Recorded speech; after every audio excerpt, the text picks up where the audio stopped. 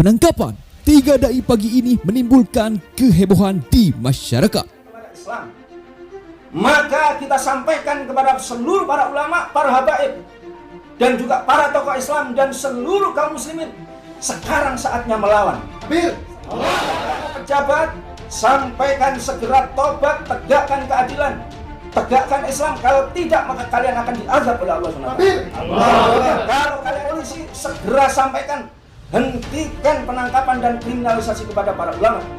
Kalau tidak, maka kalian segera akan dilaknat dan akan diazab oleh Allah SWT. Kepada Pak Jokowi dan Pak Kapolri, segera hentikan penangkapan ini dan bebaskan para ulama tadi itu.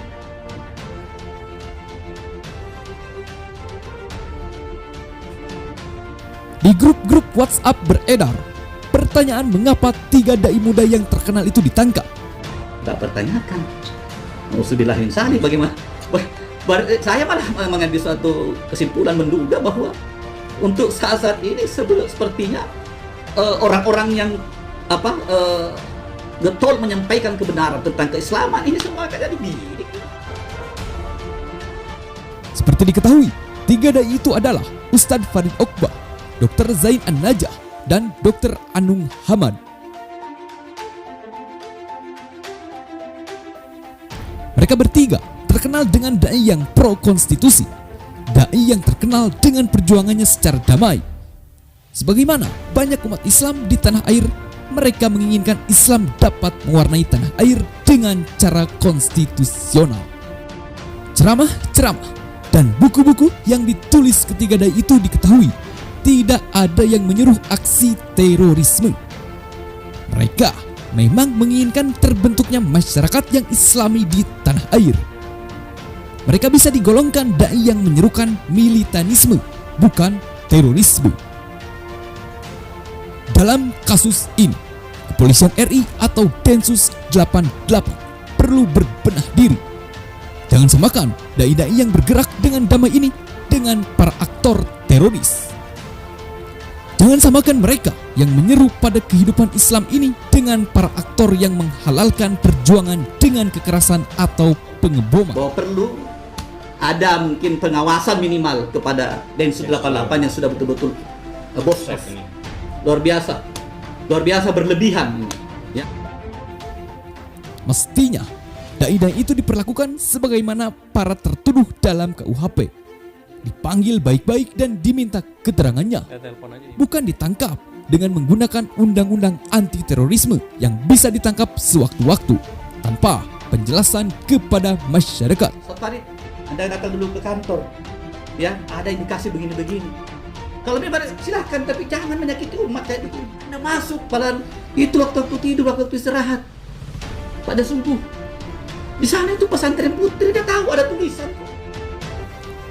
Ini zaman internet, zaman keterbukaan, bukan zaman ketertutupan atau zaman kegelapan. Masyarakat ingin tahu dengan cepat. Ketika polisi menangkap seseorang disertakan dengan penjelasan, bukan asal main tangkap dan geledah tanpa keterangan. Bagaimana citra polisi akan baik kalau caranya seperti ini?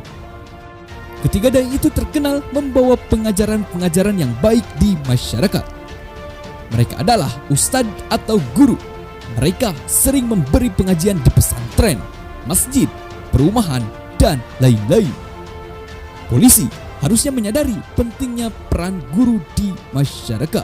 Sekali lagi, bila cara Densus 88 seperti ini dalam menangkap para ustadz, maka citra Densus atau polisi di mata masyarakat akan terus memburuk.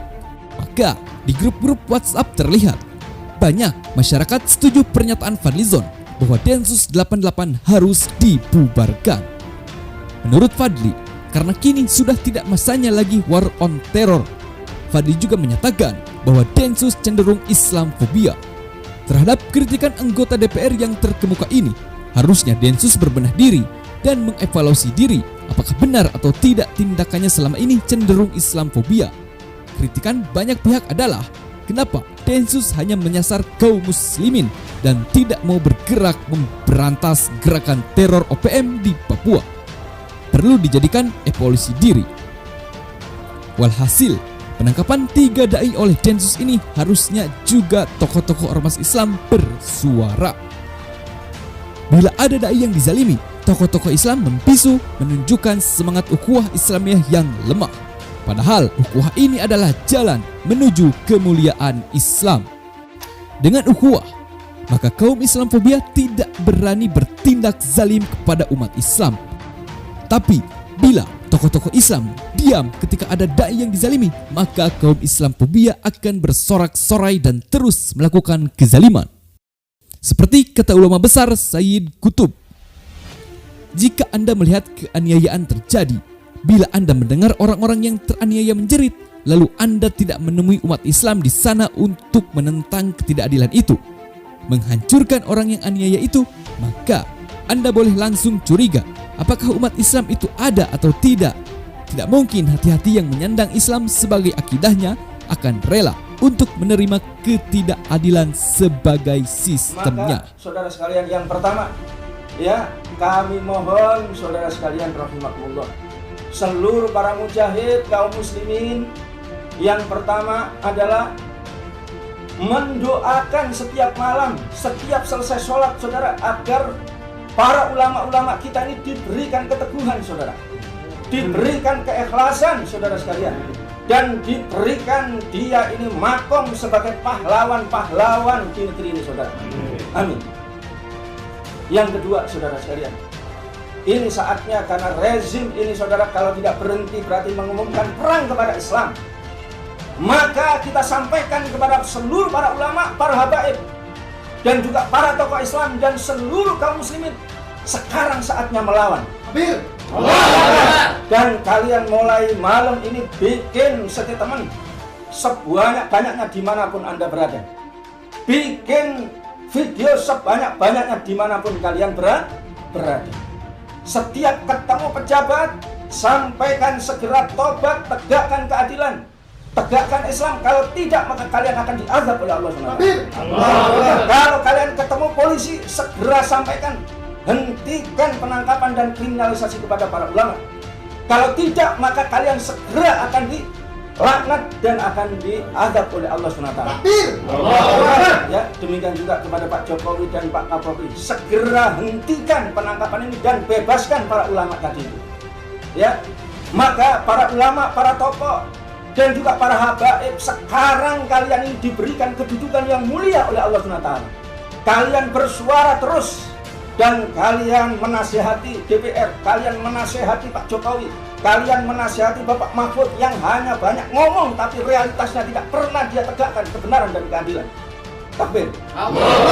Dan yang terakhir, saya minta seluruh advokat muslim di seluruh Indonesia, ya, bersatu padu, ya, membantu bersama-sama advokat, ya, para ulama dan para tokoh yang ditangkap. Semoga Allah Subhanahu wa taala senantiasa melindungi dai-dai kita yang kini ditahan polisi.